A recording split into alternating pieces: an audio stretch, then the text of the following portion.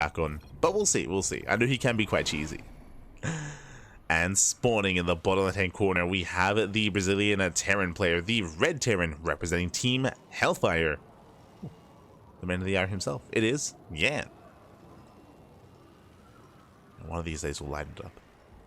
One day.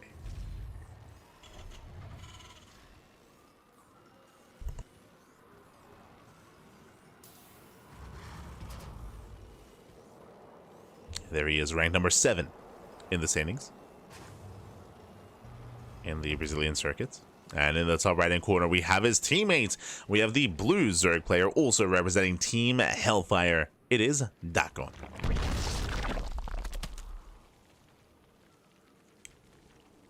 And number 20.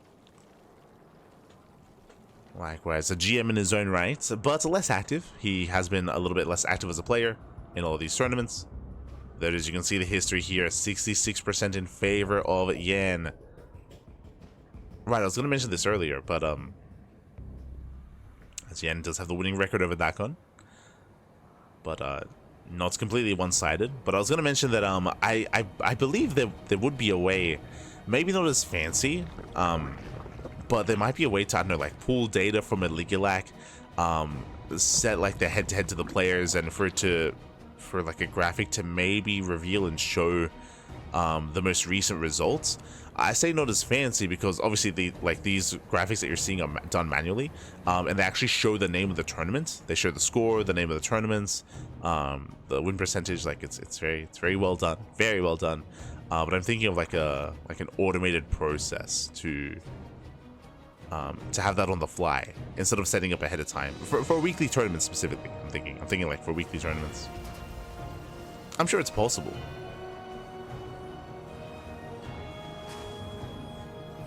But I'm very interested. I like because I like that graphic. And very often, whenever we're casting like Woody TV Mondays or KSLs or Pikasaur Mondays, we often do that. I say often, like every now and then we look that up anyway. I like tab out, open up Wikipedia, look at their recent match history, just to like compare their most recent results, or to like verify like some memory that I have of like, oh yeah, like last week, like this player took the series, or this is a rematch. It looks good. It does look good.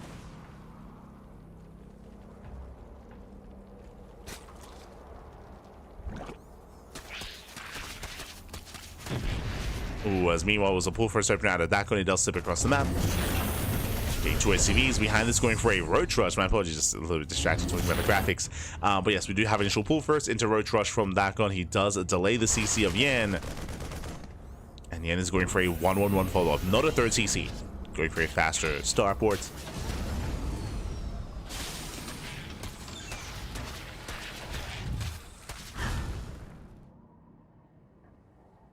He's setting for his now starport. DakkoN moves out with his first wave of roaches.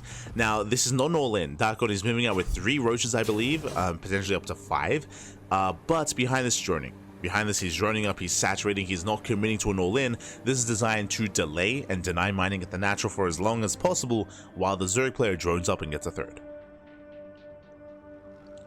Speaking of, DakkoN does right on his third base. Ooh, he does not deny the Hellions. That is dangerous. We do have a cloak on the way for those Banshees. Roaches, they deny mining.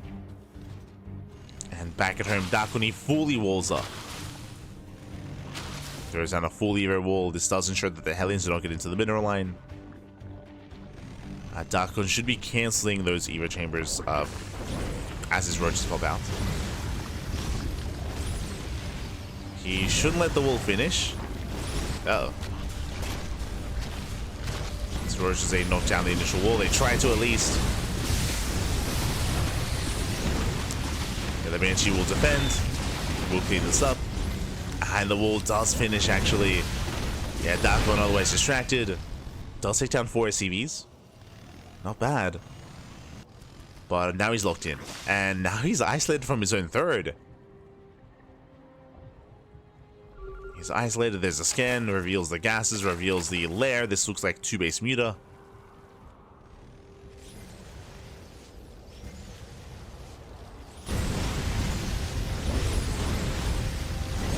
And And Yan, he could check for the third, but alas, he's just knocking down the wall. He's going for the Evo Chamber, knocking down the wall. Speaking of, yo, shout out to Cosmos. Papi, obrigado. Bom dia, papi, bom dia. Thank you so much. Thank you so much for the raid.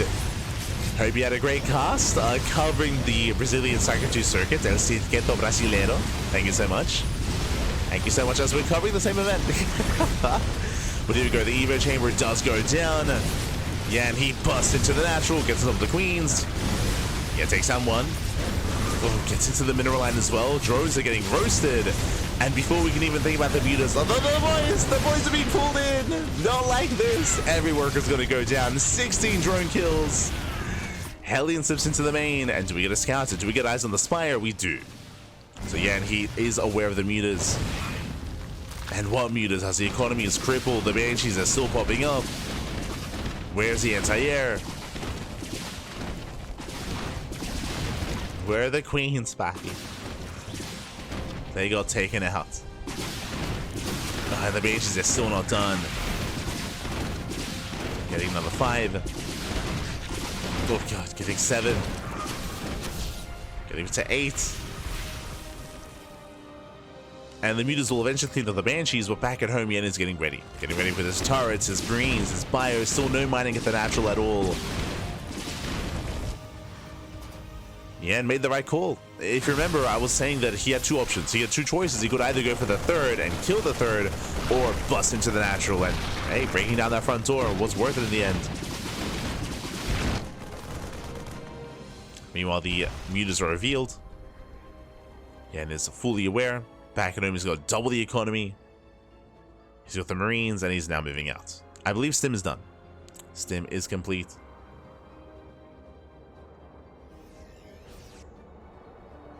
You're just catching up. Greetings, Commander. Oh, hello, Raiden. Hello, hello. Tell my guys not to give spoilers. Have fun. Oh, thank you. Thank you. Do appreciate it. Do appreciate it. We'll get into it. As Marines, they move in. Whilst they graze the army, but there's barely a standing army here. And mutas, they cannot fight this head on. Not against this many Marines. The man with gun is here. They take down the roaches. There's 2 Ravagers left. Mutas, they get across the map. The turrets aren't not ready. Uh-oh.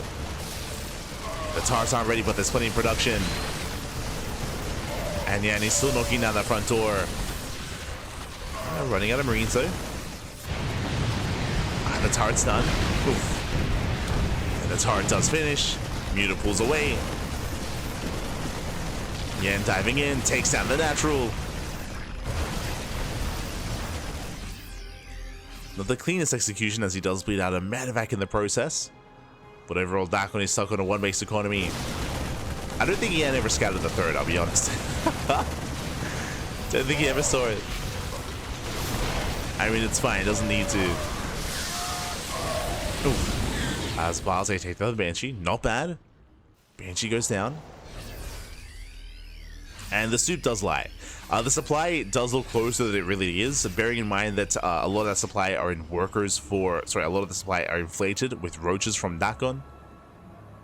So it's mainly a roach-based army. It doesn't scale too well into a longer game. And very supply dense. Boys are being pulled. Marines, they go for the stim. They avoid the biles for the most part. They hunt down the Ravagers. Oof.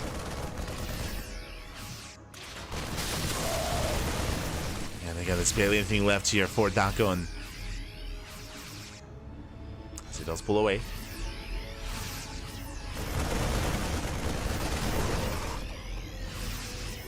DakkoN getting supply blocked. He's still stuck on 23 drones. He just hasn't had room to drone, to saturate. No, and this is the final army. Yeah, the final fight is Yan. He surrounds the army, takes down the roaches, the Ravagers. There's almost nothing left. There's, what, 3 roaches remaining. DakkoN has to get the hell out of here. So pull away. And it is just an uphill battle here at this point. There's just not much remaining. And it was bold to go into 2-base Muta, but as you can see, 2-base Muta can be abused. And it's difficult to get away with. What do I say? Showing away the army. And the man with gun, he can stim, and he can win. He can win back. He's just rallying everything he can. Now he gets eyes on the third. And GG gets called. Yan, he will take game number 1. He will take a lead in the series. Whew. GG. He will take a lead. But again, thank you so much, Cosmos. Thank you so much for the raid. Do appreciate it. Do appreciate it. For those that are curious, for those that are wondering, Cosmos, he is the main Brazilian caster for this tournament. Not just caster, but organizer as well. He has put in a lot of work here into this tournament, into the Brazilian StarCraft circuit. Not just the circuit, but for Amantes de StarCraft, for Code for Giants Cup as well. He does put in a lot of work, and much love here to Cosmos. Again, he was covering this event in his own native language, in Portuguese, of course, Brazilian Portuguese. But of course, we came in a little bit later here, so we're actually behind by like an hour. We're like behind by like an hour or so when it comes to the events taking place. As we did wake up, or we did get some rest, we did get some sleep after Tuna Cup. But we're here covering Group D, and we're getting into game number 2. We still have 2 more matches ahead of us. We still have Yan versus Master and Shakti versus DakkoN, and we'll see if we can force the ace match. The pressure is on DakkoN here.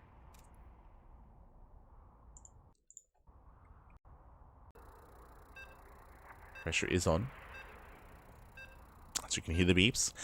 Interesting. Game 2 is going to be on Neon Violet Square. Oh boy. Neon Violet Square, of course, being the largest map in the previous map pool, and very often vetoed. Very often vetoed. We rarely got to see any games on Neon Violet Square, but we're seeing it here.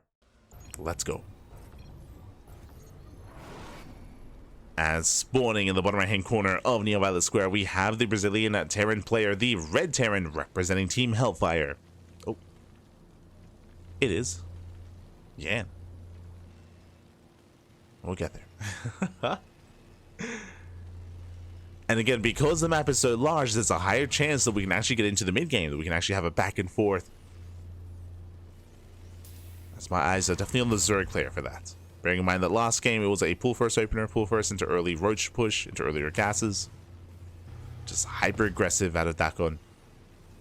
But here is Yan. And I just said his name, but in the top left-hand corner, we do have our blue Zerg, the Brazilian Zerg player. It is DakkoN, also for Team Hellfire. Going hatch first. Here we go. So this is going to be a 15-15. Looks like hatch first into 15 Overlord into 15 spawning pool. There it is.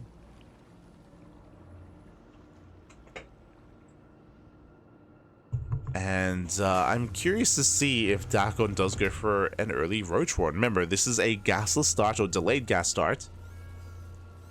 This can lead into early Roaches once again.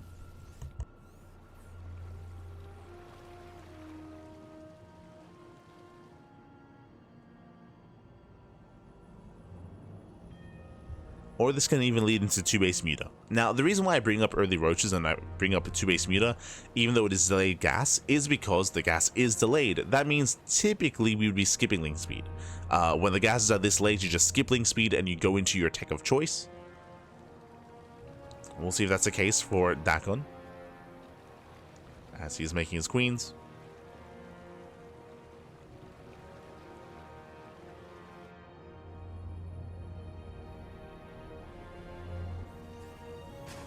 Yep, there it is, there's roaches. So as we mentioned, again, because of the delayed gas, or because of delayed gases, there is no link speed, just rushing straight into roaches instead. Now, last game, this was some light commitment. It was only 3. Remember, it was only, I want to say 3 to 5. 3 to 5 roaches to harass across the map, to deny mining at the natural, and then DakkoN drone from there, attempting to get into 2-base Muta. This could be the same, or this time we could commit to an all-in. I say that there's no link speed. Behind this, if we get link speed, then we can reinforce with links and move out with Ravager and just go for a Ravager Ling all in. But I would imagine this is just going to be some early aggression, early pressure into droning. As Lings get across the map, they will delay the CC just barely. Oh my god, just barely. CC gets delayed. And as you can see, there are 3 roaches in production, but only 3 roaches. This build looks very similar to what we saw in game 1. Very similar. So 3 roaches, then back into droning, and this should lead into 2-base muta. Now, on a larger map like Neon Violet Square, because the rush distance by ground is longer, it does mean that the aggression is a little bit weaker, the counterattack from the Terran should be weaker, and there's a higher chance that DakkoN gets away with 2-base muta. And there we go. Lair is on the way. Going for the lair, into droning, into extra gases, into Aspire. Most likely. Technically, from here, he can go into like 1-1 upgrades with Roach Ravager. He could head in that direction, but doesn't seem like that's DakkoN's style.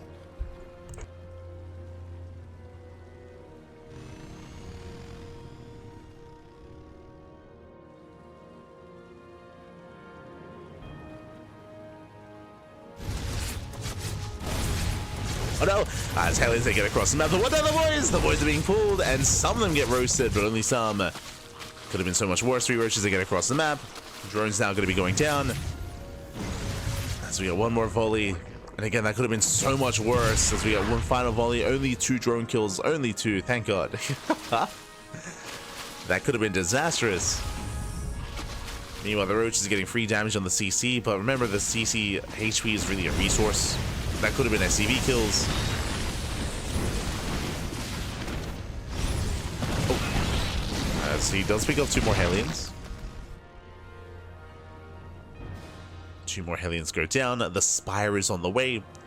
And what's important, because the Hellion count is lower this time, 4 Hellions have gone down so far this game. Because the Hellion count is lower, there's less of a chance for Yan to punish the Spire, to punish the mutas. Not saying he won't, but now there's a lower chance. So here we go. Yan is moving out.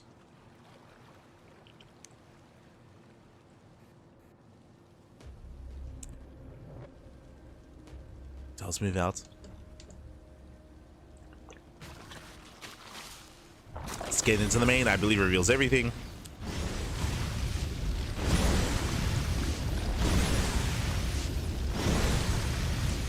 Yeah, I believe he saw the lair, and I believe he saw the Spire as well. Speaking of Banshees have arrived. They're making their way towards the expansion. Okay, some secure damage. Full force to cancel. But the Spire is done, and we do have enough money here for 5 mutas, getting him to 6. 5 mutas on the way. Oh, that's the base is going to be shut down.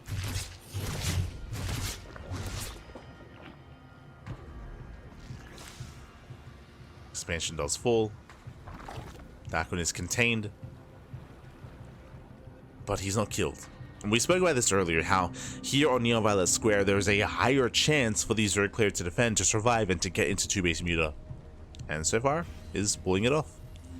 Now what's important is that this is not mass muta. It is 2-base muta, and we have 5 mutas on the way. That is true, but only 5 mutas. We do not have +1 air attack, and instead we're going into 1-1 upgrades, into Roach Speed, into Roach Ravager. As Hellions are being shut down. Yeah, and he has to confirm what's going on, as it's looking like a 2-base all-in from DakkoN.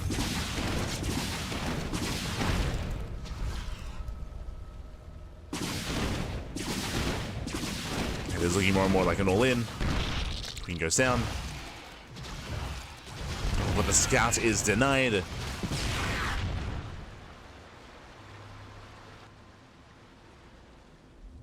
And DakkoN is not droning. Remember, he's cutting workers at 44. 44 workers, that's all he has, and here we go. Here come the roaches, here comes the all-in. And Yan doesn't see this coming. And Yan, he needs bunkers back at home. Without bunkers, without tanks, it's going to be a tough hold. It's going to be a tough hold here for Yan. DakkoN is moving out, Ravager's morphing in. Bringing those Ravagers. The army gets spotted. Marines getting caught out. Yan trying to get in position. He has a lot of Widow Mines. And that's ideal against mutas, less so against roaches. Roaches, they're tanky boys. Those are vials. Ooh, mine just going off. Good connections. Likewise, more Widow Mines behind this. Oof. Nice pull away there with the roaches, but guys, it's not going to be enough. Yeah, the concave is too good. Oh, the friendly fire! Oh my god! Insane friendly fire. The Marines go down. The Widow Mines, they do more damage here than the roaches. Yeah, you can see there are 9 drones falling to the friendly fire. The Marines, the SCVs that come in, they surround, they arrest the roaches.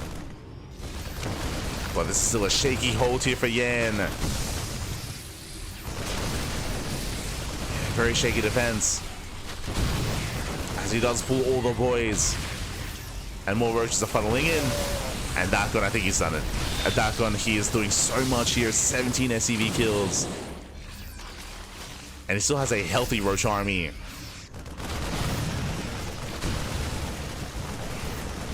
Ravager is denied. Despite that, takes down 24 SCVs. And he's still rallying. That's what's scary here. DakkoN is still rallying across the map.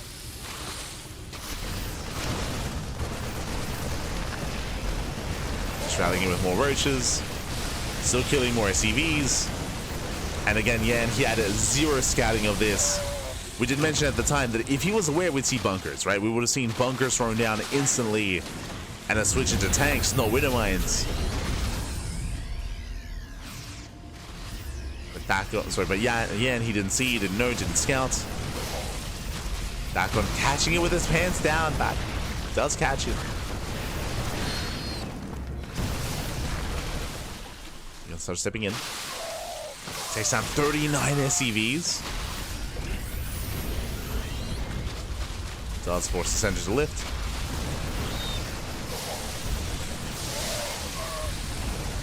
Likewise, trying to fight the roaches head on, bleeding out a lot of Marines. And DakkoN, there's no reason to just follow this off the ramp. He doesn't have to. He can just maintain himself on the low ground. More boys being pulled. Oh god. SCVs look away, Bobby look away, GG gets called, and DakkoN, he will overwhelm, he will type the series 1-1. We are going to the ace match. Whew. GG. We're going to the ace match here again. Yan, he had a decent start to the game, but remember, he did scout the mutas. He saw the spire, he saw the lair, but he did not see the follow-up, didn't realize there was no droning. There was no droning going on. We saw that DakkoN, he cut workers at 44, he cut workers at 2 base saturation. They just doubled down. He went for 1 massive roach all in. He did catch Yan with his pants down. The pants were down. He was not ready at all. 0 bunkers in position. Likewise, he also had an army in the main. It was late to rotate down to the low ground. It was caught off guard. And more importantly, the friendly fire, right? The Widow Mine did do a lot of damage to the pyre. Killed 9 Marines. GG. GG, well played.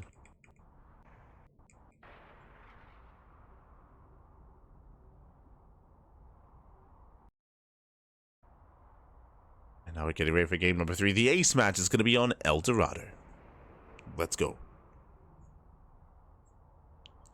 To have El Dorado coming up next.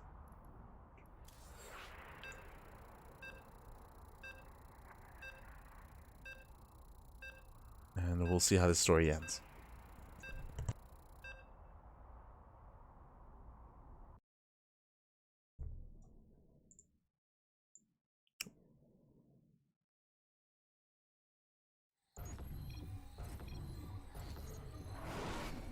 And spawning in the bottom right hand corner, tying up the series 1-1 and making a series out of this, by the way. We have the Brazilian Zerg player, the Blue Zerg. Oh god, the Blue Zerg. Never mind, we're entering the other player first. Being forced into a tied up series, we have the Brazilian Terran player, the Red Terran representing Team Hellfire. We'll see if he can bring it back, as I would say he's favored in this series. Being forced into the ace match, it is Yan. Let's go.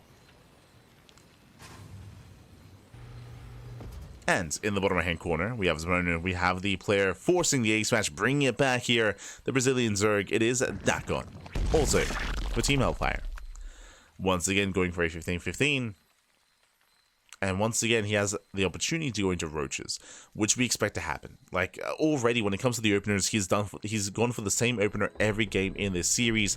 It's always been 15-15 into an earlier roach warren, into 3 roaches, into droning, into 2 base lair. But the question in my mind after that 2-base lair, do we commit into mass muta, or do we do, once again, just like the previous game, into 2-base roach? Do we either try to hide the build and transition into 2-base roach play? Do we macro instead? We'll see. We'll see how many variations DakkoN has available to it.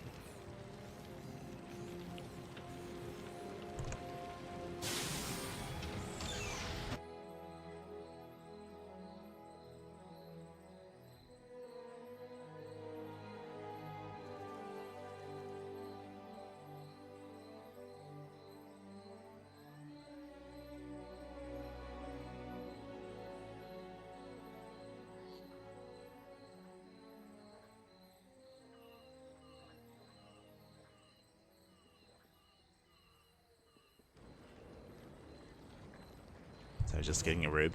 It's quite cold. Quite cold.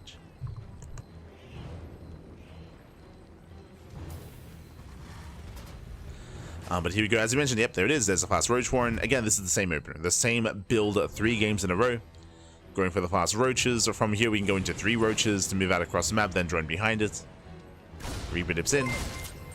And Reaper will threaten. So far, nice control by DakkoN. He does save the drone, does zone away. Meanwhile, a big shout to Boomcool in the chat. Thank you so much. Thank you so much for resubscribing for 8 months. Oh my god, thank you so much. That's a lot of months. Might be a lot of months. Do appreciate the support. Hope you enjoy the content. Hope you enjoy the casting. Hope you enjoy the StarCraft. Thank you. Thank you. Thanks again for the endless flow of StarCraft. Hi guys. Oh, hello, hello. You're welcome. It's what we do, Pappy. It's what we do. It's all we do, all the StarCraft. Of course, last night we were live with the Sparkling Tuna Cup, and later on this evening we're going to be live with the Wardy TV Monday. So, again, the non-stop StarCraft. As there it is, you can see the production tab, 3 roaches. As we mentioned, 3 roaches on the way. Again, this is the same build, the same opener every game in a row. But the follow-up has been different, and that's where my attention lies. Now, I say the follow-up has been different. Every game it's been 3 roaches, into droning, into lair, into 4 gases, into 2-base muta. But do we commit into mass muta? Do we not? That's where the deviation usually arrives, or usually arises. As roaches are spotted. Back at home, Yan, he throws down a bunker. He has the high ground advantage as well.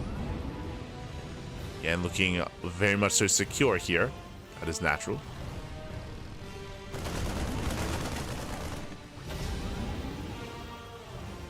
And you can see this time Yan has a cleaner defense.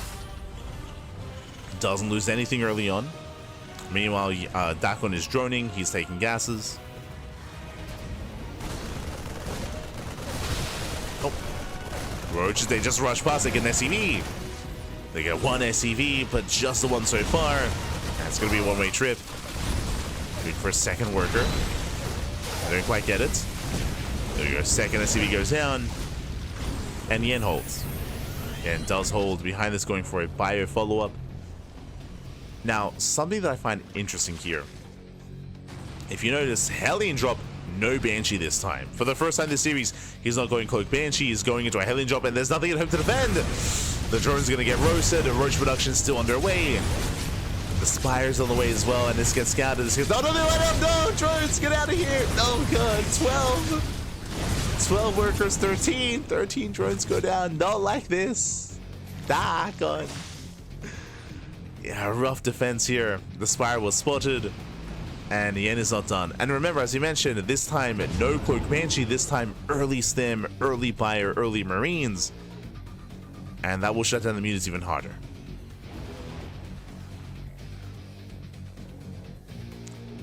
Spire has been scouted.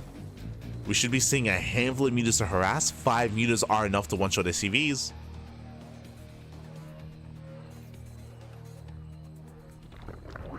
The question becomes, do we keep making nothing but muta? Do we switch into 1-1 upgrades, though, into roaches? Now 4 mutas on the way. There we go, up to 5. And only 5. So it looks like DakkoN, he is going to be switching into roach play. Yep, roach speed is in production. And we should soon be seeing Evo chambers as well.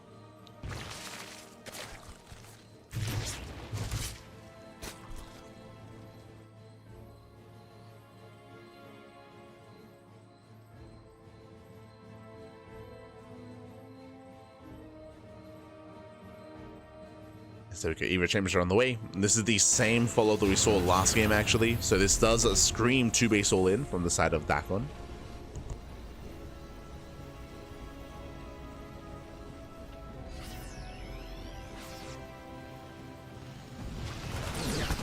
As mutas make their way across the map, massive mine connects. Takes that one muta, takes that one, and oh no! Oh my god. Mutas, they do slip away. Only one goes down, but that is enough to hinder this army, and again, the mutas are no longer a threat. Now, my concern here is that Yan is still making Widow Mines. Widow Mines, they're amazing against mutas, they're not that great against Roach Ravager. That's where tank production really excels.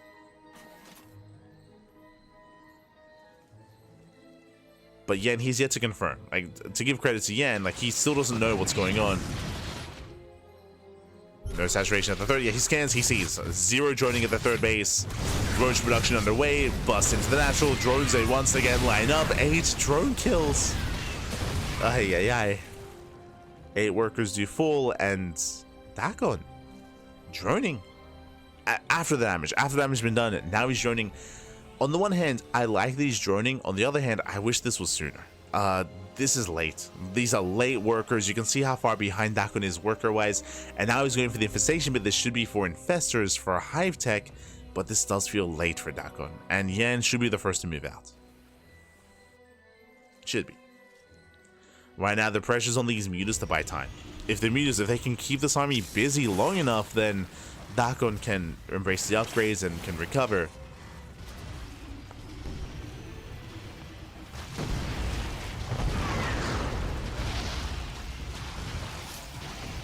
But DakkoN, he's heavily reliant that these mutas buy time, and one muta goes down.